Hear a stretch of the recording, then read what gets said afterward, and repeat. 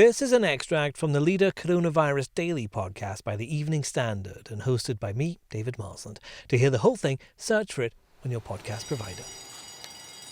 As a bell rang at Holt School in Wokingham, pupils and staff gathered outside, some holding hands, to pay 2 minutes silent respect to teacher James Farlow, one of 3 people killed at a park in Reading in what's being treated as a terrorist attack. James was a very kind and gentle man. He had a real sense of duty and cared for each and every one of our students. He truly inspired everyone he taught through his passion for his subject and his dedication.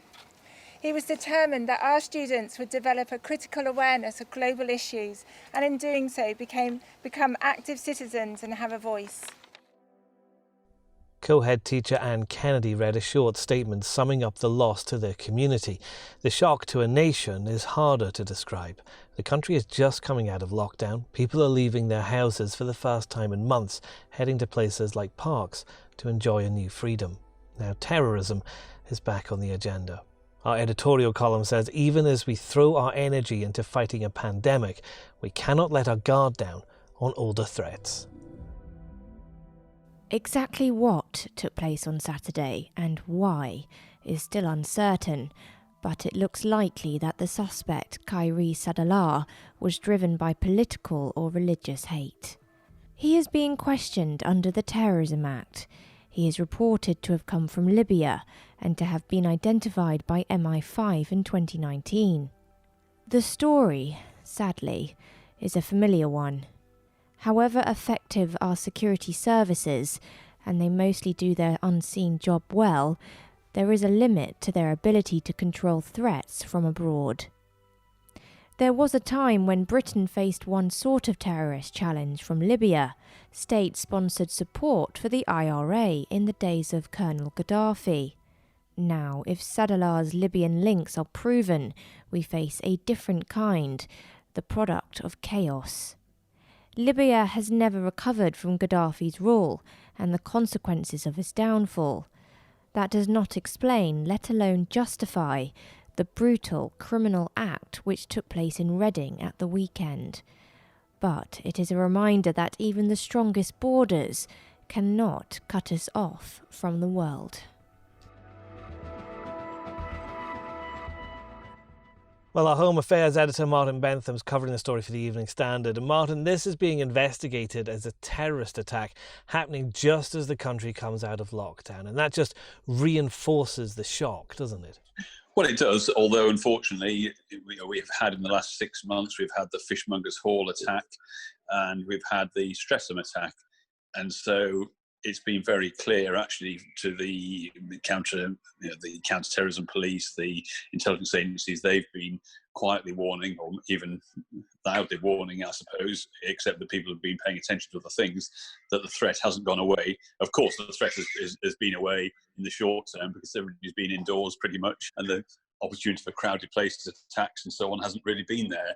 But the underlying issue of a lot of radicalised people and a lot of vulnerable people who might be tempted into it in the country still remains. And of course, one of the problems that actually, although it's not relevant in this case particularly, I don't think, because this man had been in prison, but for those people who've been on lockdown, they've had more time to spend online, more time to get bored and frustrated, more time to people losing their jobs. All of these things are potential causes of radicalisation as well. I don't think any of those points are likely to be greatly relevant in this particular case, but they are underlying problems which have just changed the nature of the terrorism beast, so to speak, during lockdown, and certainly mean that it hasn't gone away, as we've unfortunately now just seen.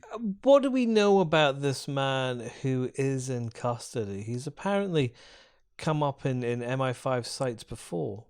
Well, what we know is that he came here as a Libyan refugee. He was a Libyan, came to this country, claimed asylum, was given asylum. At the same time, he's had a substantial history of mental health problems, I think, and also some violent offending, some quite nasty violent offending.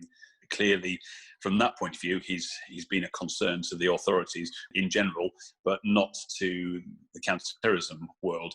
The only time when he came into the focus of the counter-terrorism world was last year when apparently a warning was given, some information was given about some intent that he had to go overseas to possibly fight there. When this bit of information was checked out, it was apparently a very vague piece of information in the first place, and there was nothing found to substantiate it at all, and no reason to subject to this man to further investigation and launch a formal investigation from MI5's point of view. The Home Secretary Priti Patel's been talking this morning in Reading about how they will have to learn lessons from this. I mean, this is a tragic event. It really is. We've seen 3 people die, so there is extensive work that's taken place. Yes, with the police, but obviously now with CT police as well, and the intelligence community and all aspects of policing. And we've got a lot of information to gather. We have to look at all aspects as to what happened on Saturday, the individual that's in custody as well, to ensure that, yes, justice is served, but also we make sure that we learn the lessons from what has happened over the weekend to prevent anything like this from happening again. But ultimately, this is just an extremely difficult thing to police, particularly with the unique challenges of lockdown, which you've already described, Martin. I think in this case, it's more or less the lessons learned are probably going to be, I mean, first of all, they always say, the government obviously always will say that and always will look to see if there are lessons to be learned. So I think to an extent in this particular case, it's a formulaic a statement of the obvious that they will seek to do that. I think where there may be some questions, and this is probably a developing area, is of course his immigration status, how he came to get asylum when he had a history of offending and so on. But even then, as the attacks at Fishmongers Hall and in Streatham show, there are plenty of homegrown extremists who are causing a problem anyway, unfortunately. Search for the Leader Coronavirus Daily on any podcast provider to hear more from the podcast.